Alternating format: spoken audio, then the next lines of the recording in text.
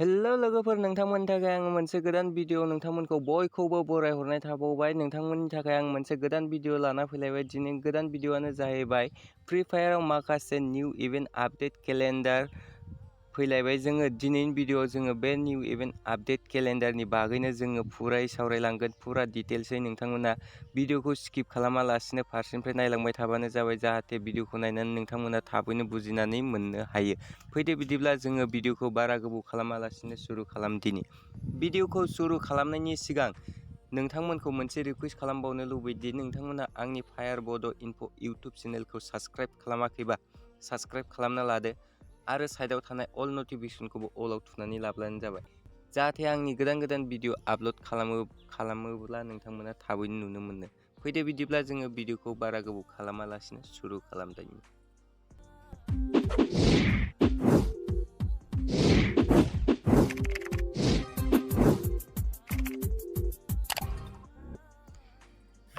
जोङो जेरै गेमखौ अपेन खालामना नायगोन। गेमखौ अपेन खालामना नायनायनि उनाव इभेन्टनि अपसनाव फैदो। जोङो इभेन्टनि अपसनाव फैयोब्ला मक' रिवार्ड लिरनाय मोनसे इभेन्ट केलेन्डार फैबाय। जोङो बेयाव दिनैनिफ्राय सुरु जागोन। बेयाव 6 तारिखनिफ्राय 26 तारिखसिम सुरु जागोन बे इभेन्टआ।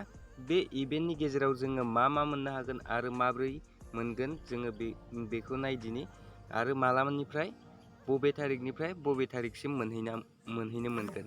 दायो जोङो फार्स्टआव नायबाय 6 तारिखनिफ्राय 12 तारिखसिम जोङो मोनसे बेनार मोननो हागोन, आरो दिनैनिफ्रायनो 6 तारिखनिफ्राय 13 तारिखसिम प्रि मक' सुइन मोननो हागोन। जोङो बेखौ माबायदि मोनगोन, जोङो बेयाव प्रि मक' सुइन जोङो बेयाव इभेन्ट फैखादों।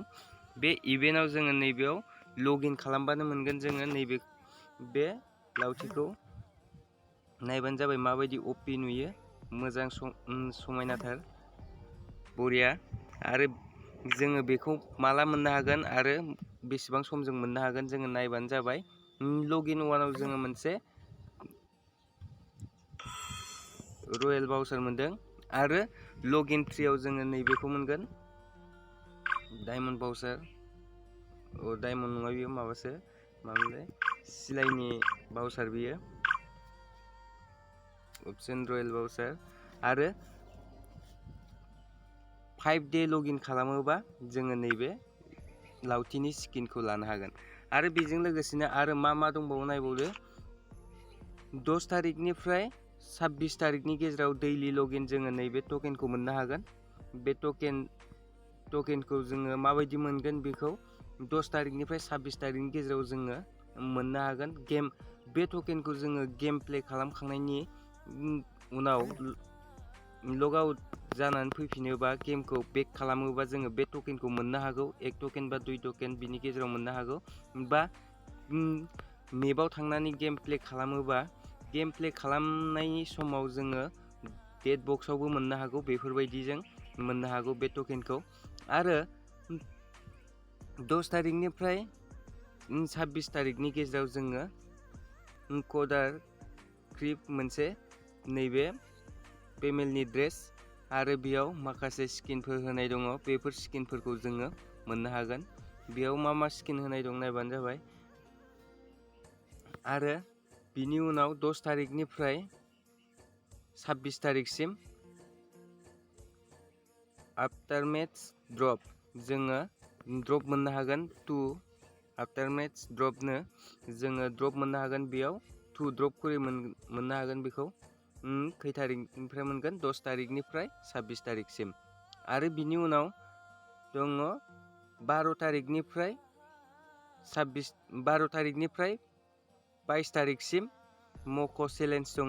मक' चेलेन्जआव जोङो मा मोननो हागोन, बेयाव नायबानो जाबाय बे स्किनखौ मोननो हागोन।